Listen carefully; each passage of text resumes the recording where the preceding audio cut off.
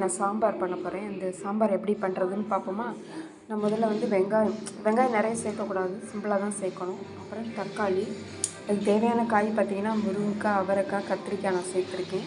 கருவேப்பிலை, வெந்தயம், கடுகு, நான் திரிச்ச இடி சாம்பார் பொடி, கொஞ்சம் புளி கரைசல் வச்சுருக்கேன். பார்க்கலாமா? வாங்க. நான் தேங்காய் எண்ணெய் தான் யூஸ் பண்ண போகிறேன். தேங்காய் எண்ணெயை இப்போ ஊற்றி தாளிச்சுக்கிடணும். சரிங்களா?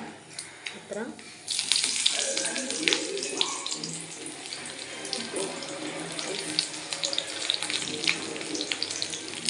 வெங்காயம்,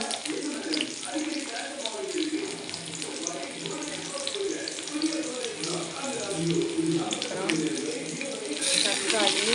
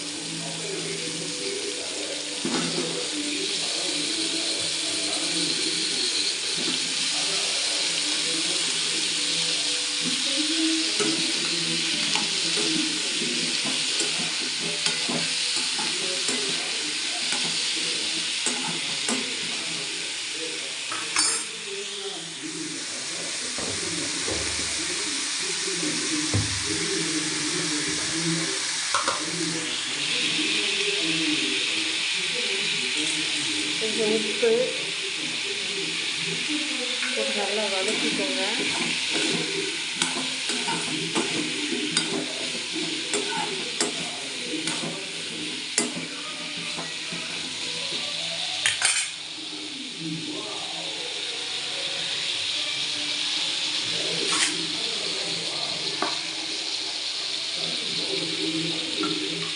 இதில் கரைச்சி வச்சுருக்கிற புளி கரைசல் நல்லா கொதித்த பிறகு தான் இந்த பொடியை வந்து மிக்ஸ் பண்ணணும்.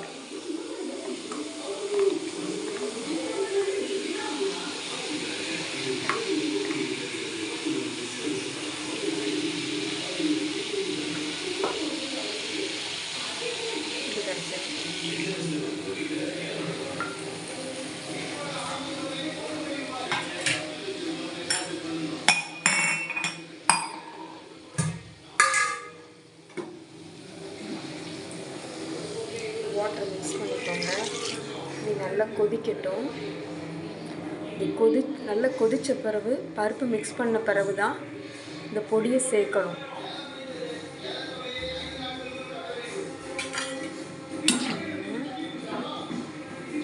சரி, நான் கருவேப்பிலை போட மறந்துட்டேன், அதனால இப்போ சேர்க்குறேன்.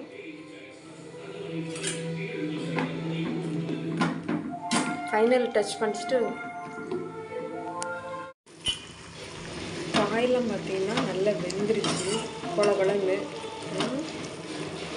அடுத்து என்ன பண்ண போகிறோன்னா, குலைவாக வேக வச்ச பருப்பு நான் எடுத்து வச்சுருந்தேன். இதை ஒரு 2 minutes மட்டும் கொதிக்க விடணும். ஓகேவா? கொதிக்க விட்டு நல்லா கலந்து விட்டுக்கோங்க.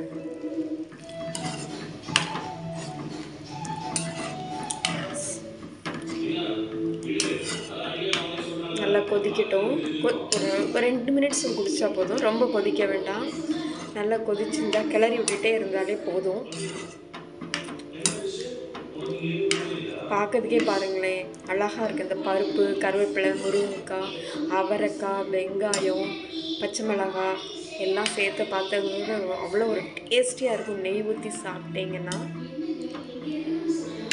சின்ன இது சொல்லட்டுமா? என்னோடய நட்புகளுக்கு நான் ஒரு விஷயம் சொல்கிறேன். நிறைய பேர் ஏதோ மனசளவில் பாதிக்கப்பட்டு ஒரு இழப்புகள் நிறைய இருந்திருக்கும். அந்த இழப்புகளை நினச்சிட்டே இருக்கிறத விட அந்த இழப்புகள்லேருந்து வெளியில் வர்றதுக்கு என்ன வழியோ அதை மட்டும் நீங்கள் முயற்சி பண்ணுங்கள். கண்டிப்பாக வெற்றி கிடைக்கும். ஏன்னா ஒரு வகையில் நானும் இழந்துட்டு வந்து நிற்கிறேன். அதனால தான் இதை போராடி ஒவ்வொரு விஷயத்தில் ஜெயிக்கணுங்கிறதுக்காக தான் நான் போராடிக்கிட்டு இருக்கேன். கண்டிப்பாக நீங்கள் வெற்றி அடையணுங்கிறதுக்காக நான் வாழ்த்துறேன். சரிங்களா? நான் சின்ன தொழில் தொடங்கலான் இருக்கேன். ஆன்மீக வழி தான். நீங்கள் ஏதாவது சப்போர்ட் பண்ண முடியுமான்னு பாருங்கள். என்ன பண்ணலாங்கிறத கமெண்ட்ஸில் எனக்கு கொடுங்க. நான் என்ன சிறுதொழில் மாதிரி தான் வீட்டில் வச்சு நான் வந்து என்னோடய அப்பாவை பார்க்குற கட்டாய சூழ்நிலை இருக்கிறதுனால வீட்டில் இருக்கேன். நான் வந்து இடி சாம்பார் பொடிச்சு வச்ச பொடி பொடிச்சு வச்சு எடுத்து வச்சது.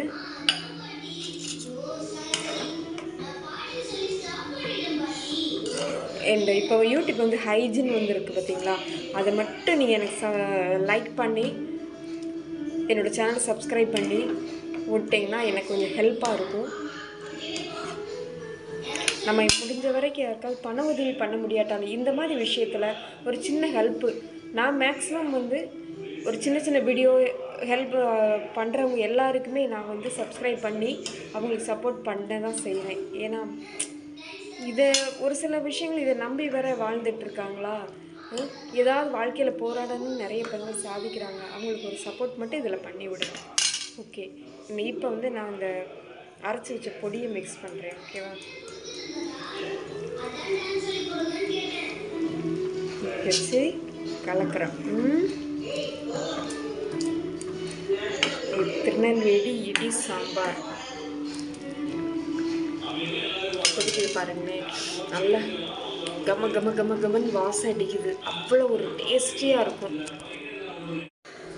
அடுப்பை ஆஃப் பண்ணிவிட்டு லைட்டாக கருவேப்பிலை மல்லி தூவி நல்ல சுட சுட சாதத்தோடு நெய் ஊற்றி சாப்பிடுங்க. அவ்வளோ ஒரு டேஸ்டியாக இருக்கும்.